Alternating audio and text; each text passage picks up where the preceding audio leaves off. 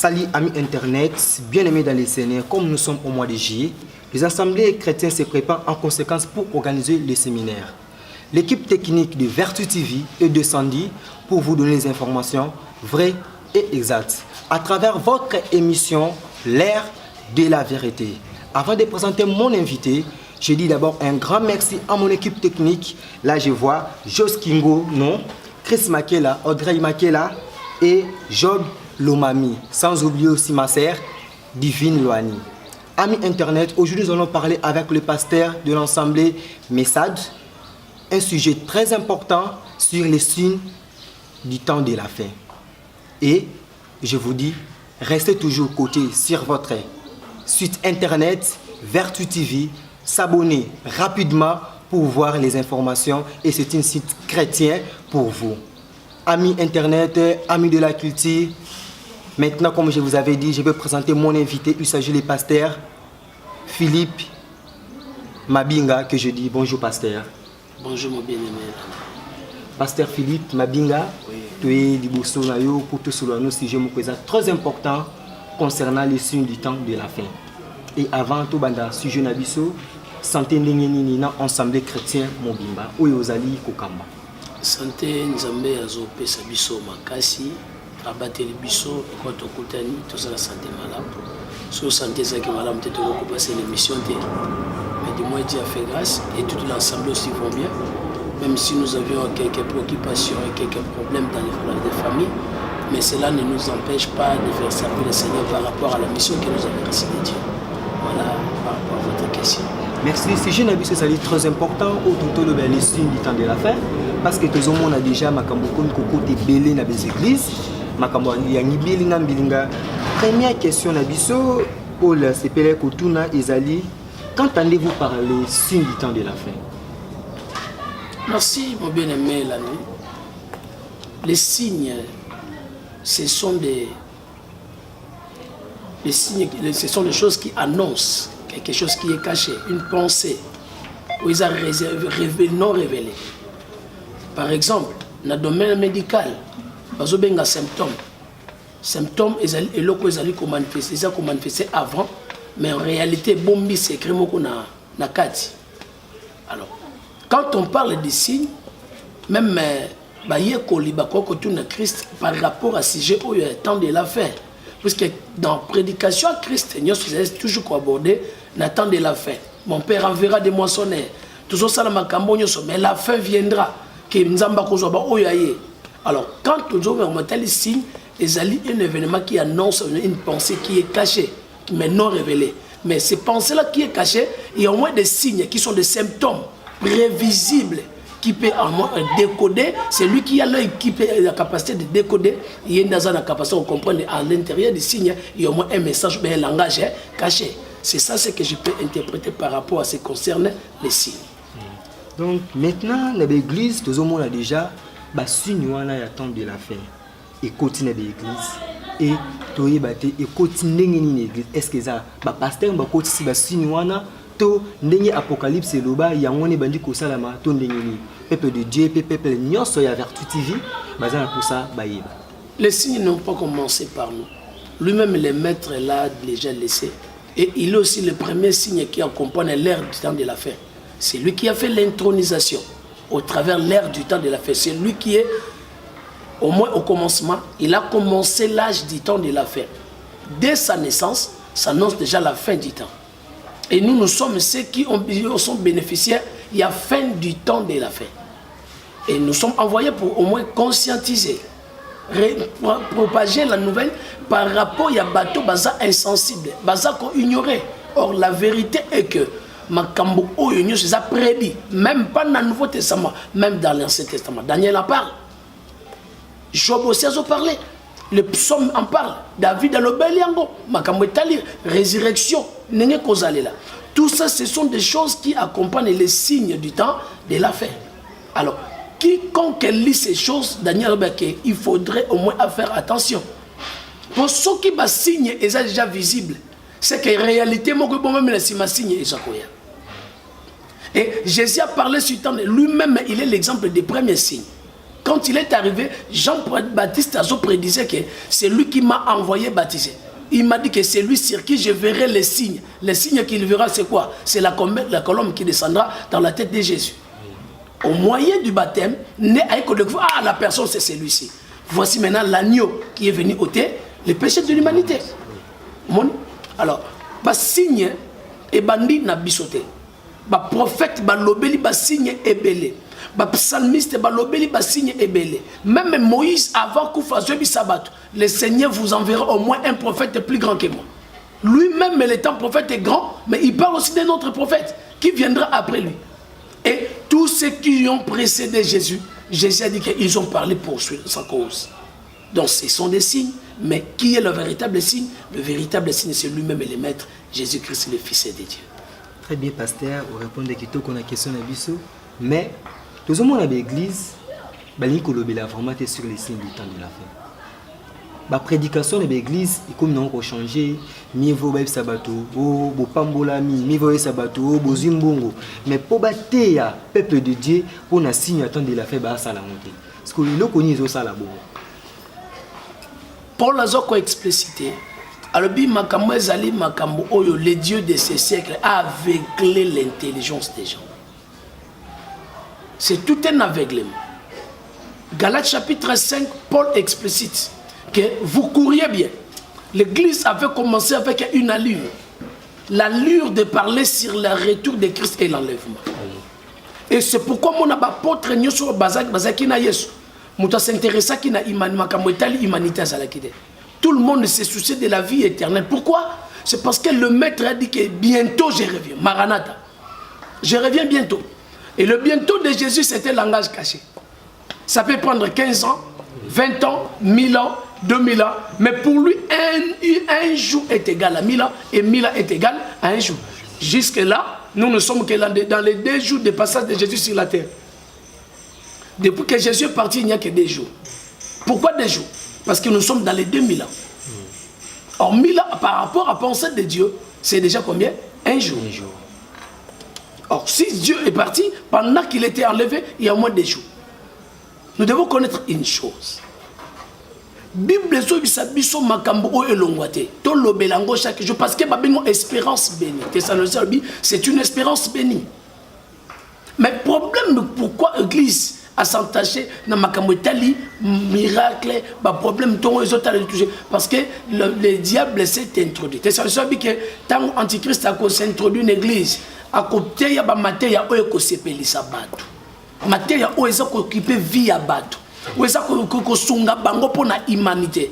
Or, l'homme n'est pas seulement humanitaire parce qu'il a un corps, mais l'homme aussi est céleste. Destiné à Moutou. Et c'est à Mokilité. L'homme doit connaître au moins son origine. Le corps appartient à la terre, mais l'âme n'appartient pas à la terre.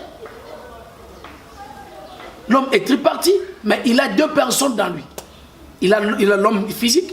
Il a aussi l'homme spirituel. L'homme spirituel, c'est ce qu'on appelle âme. L'homme physique, c'est ce qu'on a nommé les noms qu'on appelle là. Claude, c'est une personne physique.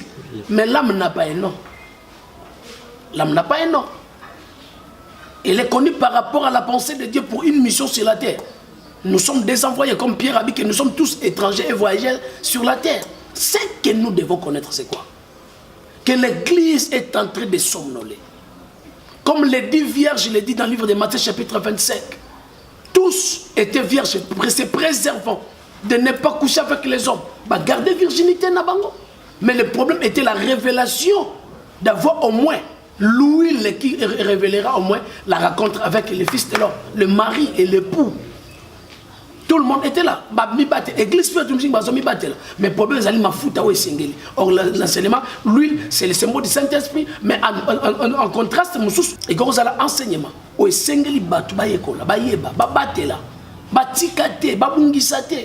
Et enseignement, véridique, l'église est l'église est enseignement. Il y a ce qui n'a subi comme Mokili, à quoi sert-il à l'homme de gagner tout ce monde, mais à la fin de perdre son âme? Ce qui est Mokili, ça allait bien. Ça bien parce que tout vivre. Mais l'âme n'a pas besoin de toutes ces choses. Parce que tout va passer. Doyaki maboko pamba, tokozonga maboko pamba. Miracle ou pas, le grand miracle, c'est la katsabandimi autosote yangomoni, mission onganza mbapesingai, et aller annoncer l'évangile du salut dernier. Il y a deux types de salut, le salut du corps et aussi le salut de l'âme. Or, beaucoup de gens qui sont dans l'église ne sont que venus que pousser le salut du corps. Babi qui s'en zote, mais mon limoté. Et ça, c'était un langage d'aveuglement. Vous avez empêché Batou, Koiba, originalité na bango et source. Il y a ici Kabaouta, va perdre. Merci, pasteur. Nous allons continuer toujours l'émission Nabiso. Et na sengi ba frère Nyoso bande connaître bien le Seigneur. Vous s'abonner vraiment à la chaîne Nabino Chrétien, Vertu TV. Et beaucoup mona beaucoup à la de cité, beaucoup à émission moko très bien, ministère moko charismatique, où il y a témoignage, ba pasteur, ba chanteur, ba collègue, beaucoup à la vraiment de cité na chaîne Nabino Vertu TV. Pasteur, oui. Philippe, toi on a posé toi ba signe en vraiment où il attend de la fin. Puis na ba pays où il bali déjà qu'on utiliser ba signe. Quand Christ parle du signe de la fin, azopé sa église, ba signe oyo ekokopé sa bango déjà mis en garde. Comme ba garde des fous. Matthieu chapitre 24 a relaté tout ce système il y a événement où ekosala la humanité. Matthieu chapitre 24 à partir du verset 3. Ba ye kolita oye ceci bango, voyez-vous cette grande temple bozomono et qu'on la détruit. Bah mais non Seigneur, comment qu'on la détruit? Construction batongango kitoko. Batongango très bien. Mais comment tu vas habiter? Il ne restera pas pierre sur pierre qui ne soit renversé. Bah yo comment est-ce qu'on sérieux mais non? Makamonko lo barana biso et ça makambo ezaka sérieux. Que devrions-nous faire? Bah poser question. Il s'assit sur la montagne des Oliviers et les disciples vinrent auprès en particulier lui poser cette question. Dis-nous, quand cela arrivera-t-il et quel sera le signe de ton avènement et de la fin du monde? Il y a au moins un problème. Le signe de l'avènement du Christ et le signe qui accompagne la fin du monde. Il y a deux choses différentes au Christ par le Benakatuan. Je poser question de manière intellectuelle. Le signe ozo la sakozonga no kozala nini, pe signe nyezo la sakemokile kosuka. Nous les voyons comme nous les constatons. Technologie autoselle les leuse abisote. Bato bana on a période déjà ba Noé bazala. Batonga ba gratte-ciel au total na ba image ba occidentaux. Ba gratte-ciel les bandits na saison na bisote na période na bisote. Et à cette époque là bana Noé batonga ba gratte-ciel. Les gratte-ciel déjà existaient. L'avancement des technologies, c'est un signe qui prouve que le monde déjà est déjà atteindre un danger. Augmentation, il y a intelligence dans sagesse aux humanités au salé là. Oh, ils ont réduit directement la vie et l'existence de l'humanité. Entre autres et contrecarrer volonté yanza. Or, ce sont des signes. Où ils ont des signes précurseurs où ils ont là qu'il y a un danger qui s'annonce. Premier signe, babi nabiso to toucher dans l'humanité nzala. Ils ont touché l'humanité mobile. Et ça batoza na carte Amérique, bazo discuter avec vieza sunenge za la carte. Batoza na carte Europe, bazo discuter vieza sunenge za la carte. Batoza ki na carte Gabon, to be to ba gabonais baliak mais ba comment peut ko gréver. Tout à l'heure là, tozo senti que nous allons mater du jour au jour. Et bah opérateur économique bazo vendre pour na koluka kokanza. Comment toko finaliser les Cambodge? Ils ne parviendront pas parce que la famille n'est pas la volonté de l'homme, c'est la volonté de Dieu lui-même. Amen. Même si bah ça les multiples réunions. Pour tout baquer que ça la OMS, Organisation mondiale de la santé, pour pas ça va effacer maladie. Mais du jour au jour il y a l'accumulation de sortes de maladies qui naissent. Pour dire que le monde ne sera jamais guéri qu'au travers le Fils de l'homme, l'avènement du Fils de l'homme. L'humanité connaîtra un véritable crash si le monde ne prend pas conscience qu'il faudrait au moins se soumettre à la volonté du Créateur. Batu balingi basa la makambo oyo nzambe azali banda nango. Balingi ba mema batu esika nzambe azate. Ba sinya ya nzala. Parce que la guerre entre nations et nations. Au moins, la guerre est commise partout. Na on nation, bazaka na bitumba te bitumbe koti. Tu risques pas mikoloza koya. Même na Suisse, on va payer pour na mundu ke beta kate. Un jour tu comme mundu ke sani et beti. Pourquoi le diable est en cause humanité na maboko na ye. à pitié le côté, à comprendre sur le côté. Si le diable a au moins des réserves, il se réserve parce que l'église est encore sur la terre. Le jour où l'église sera enlevée. Hier, j'ai parlé dans notre cellule, au quartier Billet là, que nous sommes les seuls de la terre. Si nous sommes les seuls de la terre, nous devons connaître une chose. Il n'y a pas une nourriture favorable à la vie de l'homme consommable s'il n'y a pas du sel à l'intérieur. Tout ce qui est consommable, pour que il faut que tu aies. Au Christ, tu as biso ba Christ. Tu as banan. Tu as ya mokili. Après cela, comme on a Matthieu chapitre 13, Matthieu chapitre 5, verset 13, abiso ki mungwa e baby. Et lengi nango za susute. Et ça ne l'autre côté ba koko sale te po bongisango. So ki mwana na nzambe abebisi ki mwana na nzambe. Et ça na formule mususu te o humanité ko zongise mwana na nzambe. Et ça te. C'est-à-dire? Voilà. Très bien. Humanité koko bongisa bo Christo te. Quel que soit le mécanisme pour organiser Mokili. Et que Simbate, pour que Mokili soit vrai sens à vie, il faudrait baser en Akatia Christ. C'est le seul qui donne la vie. C'est le seul qui protège même la nourriture et bébé. Mungu est singé côté de l'eau pour le pour la terre. Mungu est singé côté de l'eau pour le pesa elenginango. Nzoka Mungu ezali yo oyo za chrétien. Mungu ezaba Christo baza na katia mabele bazo vivre. Par rapport au temps de la fin, Bibezo Bango, Batumi va perdre véritable Mungo Bazali à cause de l'apostasie. Apostasie signifie abandon de la foi. Il y a encore tout le monde.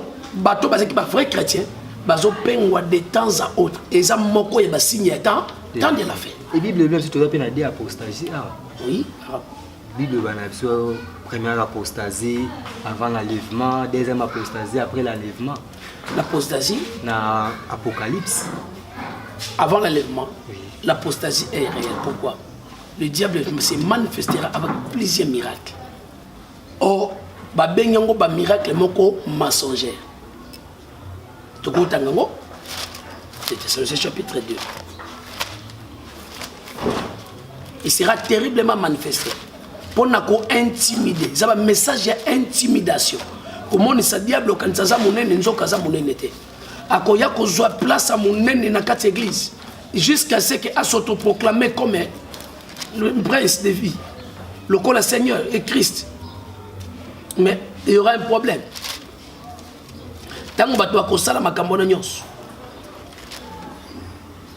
Pour la zoba na de Thessaloniciens chapitre 2.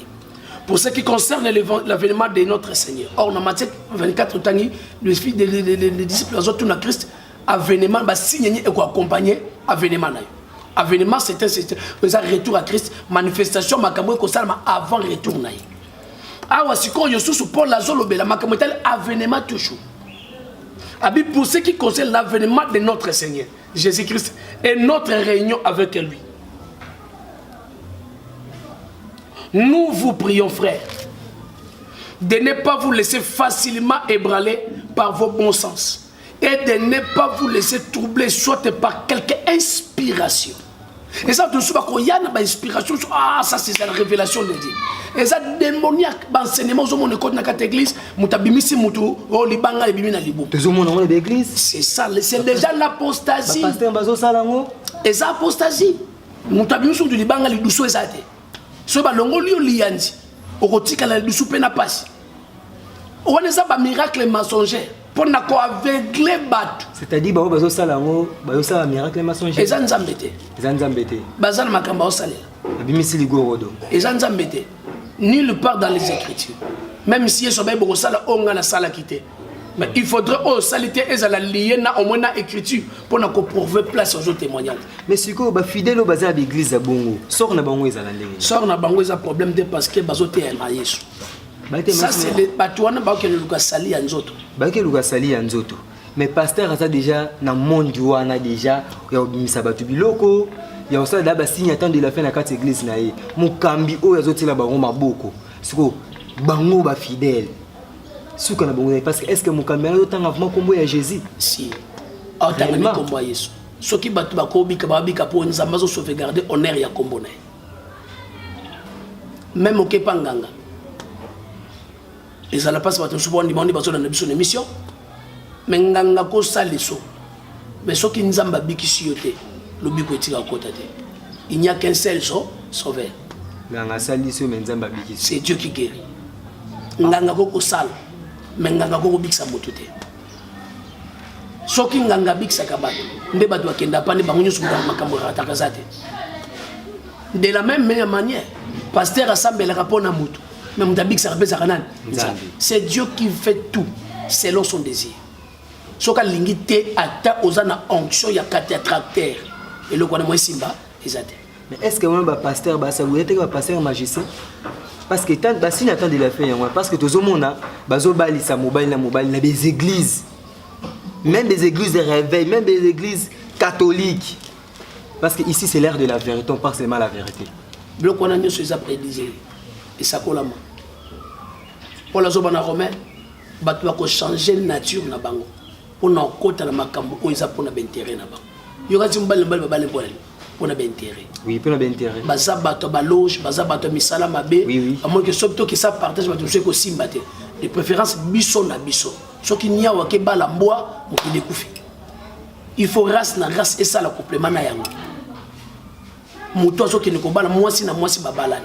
Et à cause de la pratique, quand on parle de sodomie, c'est-à-dire le péché qui est sorti du Sodome. Et Gomorrhe, il y a une sodomie. Et basé belé, bato va pratiquer le Coran. Basé dans 4 églises. Et belé. Donc l'église de Christ est envahie. Donc comme maintenant le problème, il y a deux types de semences dans 4 églises. L'ivraie et le blé. Mais qu'est-ce que nous allons faire maintenant? Mais nous n'avons rien à faire. La seule chose à faire, c'est prêcher la bonne nouvelle de Jésus-Christ. Un point, un trait. Parce que la moisson, c'est lui-même qui va l'ordonner. Bon, ceux qui vont voter, c'est que Moutaza inclut le 4 Makambouan. Ceux qui vont voter, c'est que Moutaza Nakatani. Yamabe. Ceux qui vont voter, Moutaza Gangite, c'est que Yamda Tindi. Mais ceux qui vont voter, Moutaza Télémélamabe. C'est comme la ignorance. Parce que l'ignorance, ce n'est pas la manque de connaissance de la chose. Mais connaître, c'est quoi? C'est connaître la chose, mais faire semblant de ne pas les connaître. C'est ça, ignorant. Quand on parle de l'ignorance, on a déjà la connaissance de la chose. Mais tu fais semblant de ne pas les connaître. De au boycotter, tu n'as pas l'essence de s'appliquer dans le coin. C'est un ignorant. Bien aimé dans les seigneurs, vous allez coquiller sûrement pour nous profiter pour l'émission Abisso. Parce que si j'ai osé tellement vaste, tu n'auras jamais clore on a émission moko. Je pense que les messieurs Zébélé, beaucoup l'ont toujours à travers la chaîne Nabino, Vertu TV. Mais pasteur, vous allez voir nous profiter pour l'émission Abisso. Je pense que tant monsieur Rose à la dernière question dans l'ail, nous avons téléméné toujours sur les signes où ils ont salamé l'église. Pour tout conclure vraiment, les signes ont commis tellement trop. Et pasteur, surtout pasteur. Bible de monsieur, mon peuple est péris par manque de connaissance. Parce que le peuple oyo, soit toujours besoin de margot le bien déjà. Mais maintenant on a toujours besoin de danger. Parce que pasteur aye attend à combat Jésus, na sima combat Jésus na tangi combo musu tam su ba fidèle ba yo kité. Tam su combo na tangi ya onde protection na ye. Pasteur asimbili mutu ba mora bendi abimisi le ko boki tozo mona on des émissions na ba église na ba télévision. Mais tozo kende wapi peuple nzambo oyo parce que ba bino boza ba bateli pati. Mais pas tant que bozo bateli ngo vraiment très bien. Il y a un moment où tozo belé là. Le lobby toza ba sentinelle. Ce qui te lobité mutaki akufi makile kotanga malikona biso ba sentinelle. Ce qui tozo kina makamoti na niveau internet pour munyo so na facilité à côté de internet so ka jubi so boyete. Mais so ka naviguer na internet akute miso tangi ayoki biso akoko mibikisa. Baba te nampate Ezekiel azolo bake malheur na ba pasteur oyo. Bako nkoluka lisungi na Égypte. Égypte c'est une image à moquer. Olia zonga pas créateur, il y a quelque chose secours pas créature. A qui na ba loge. A qui ko invoquer ange, oye asa supérieur na ye. L'homme n'est pas égal à un ange. Pourquoi ton cœur doit adorer Bikela mon Olia pour adorer Bokeli? Pour les gens on a remis. Bah qui ko adorer ba créature au lieu d'adorer les créateurs. somoni mutu ake kozonga ti na kati ya loge ake kokota na kati ya magie omoni mutu ake koluka bakisi pour asala miracle c'est qu'il n'a pas reçu l'appel ou bien akokaki kozwa appel mais loko bomisi ye mbango ezali bilanda landa baninga oye azomo yango bien c'est surtout envié à chacun la manifestation des dons est donnée pour l'utilité commune et à chacun sa grâce ce qui musapi oye envia comme moulay lokola oye nous autres ekobeba chaque membre dans le corps a sa fonction. Chaque pasteur a un minimum et un mission Seigneur à ça. Oui. Mais ce que l'ingénieur comme loko na pèse exemple dans cité na comme loko la bon longtemps comboté loko la yazala kana l'église des années 7000 membres nga plein lukanza mena comme na 7000 membres est-ce que biso tout ça na kata mokito na taille moko non pour ni ngala comme monene loko la yé. C'est ça les grands problèmes. Tout comme le niveau Oyo, Batu, Baza ko envier Biloko, Baza ko envier Batu, au lebatika la nakati ya originalité ya mission. Ananias, Bible zota sa biso abiksaka mutu moko na mission mais apôtre. Prière na mission apostolat ne zala sa pona ko prier maboko na yeli ko la Paul a moni 1.3 mission et Siliwana. Et ça na batu mususu ba bengami na mission ya kobikisaka moto moko doit on besoin full te pourquoi linga full tika o bengami na full atomisa full tika o ya bengami na batu moke atika na batu moke mais l'essentiel au sala la mission na yo ndenge nzamba salini atindeli soki obandi ko luka obanda ko travailler na limite na yote o leka limite par rapport à baninga c'est par là maintenant eza ko dévier nzambe pe ko sepela noter yango zotinda bat bakota na kati ya mokili ya molili ba sacrifier ba vie na bango ba sacrifier ba vie ya bato ya bango te bakela pour chiter ndenge zo bato ke ne ko chiter conseil to ko pesa na bato et ça que chacun de nous a comprendre d'abord so ba benga to ba benga te OK so ba benga te c'est là temps nzamba précéder Dieu travaille dans la précision mais non dans la précipitation. Dieu est précis dans tout ce qu'il fait, mais il n'est pas pressé. Négolandri nous vana kozala pressé te pour mukimaba yeba yo. Ezana ta osonzamba kana yo koyebana. Oko forcer yango te. Eloko pe ko fungulo oyebi yango te. Connexion ya muke et ko propulser yo pe omati. Mais soko bingana yeba lokola Michael Jackson. Na koma lokola mutute journaliste tel, balobelake na humanité.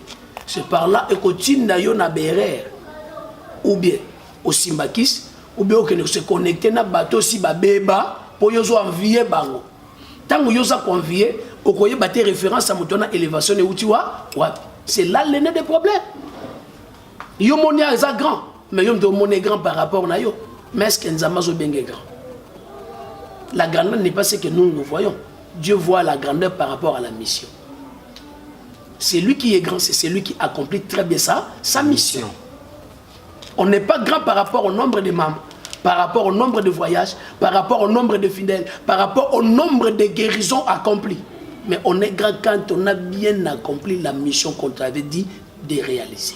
C'est alors que Dieu dit que c'est un bon et fidèle serviteur, tu as l'esprit de la grandeur. Ce que nous devons faire, c'est dire aux pasteurs qui sont déjà détournés de la bonne voie. Bazonga, il y a 60 ans d'échec. Même si tu sens que tu es épuisé, tu n'as pas l'onction. C'est toi qui sens que tu n'as pas l'onction, mais Jésus est avec toi. Dieu ne travaille pas dans l'influence, mais Dieu travaille dans le silence. Peuple de Dieu, pasteur Félix a dit très bien, Bozonga, on se babungami, Bozonga, Bozala vraiment aligné très bien. Tout comme il va à fin émission na biso, il va souka to senga na pasteur akaloba concernant cette chaîne Vertu TV, la chaîne moko chrétien où to sali en pour l'évangélisation, pour promouvoir œuvre ya éternel na biso, kokolobani pour la chaîne na biso pour to clôturer émission na biso na bo. Négolandri, mutu mokote asala eloko mpona lokumu na nzambe nzambe azanga opambola ye. Amen. Et pas na nzambe nyonso tosalaka tosalango évangélisation est gratuite. Pardon, l'évangile est gratuit, mais l'évangélisation coûte beaucoup. Bino bo disposer ba matériel pour essayer la nzambe me samba futa bino loko. Mais Nathan na lobité kolo musala o boye kolokela ye o boye ko po bo mema sango oyo biso to ko koma ko ndeme bino bo memi sango biso to zana ti esika bato musu ba ko tala ba monde. Mais où est matériel c'est que vous la gâté. Nous avons encore d'autres besoins.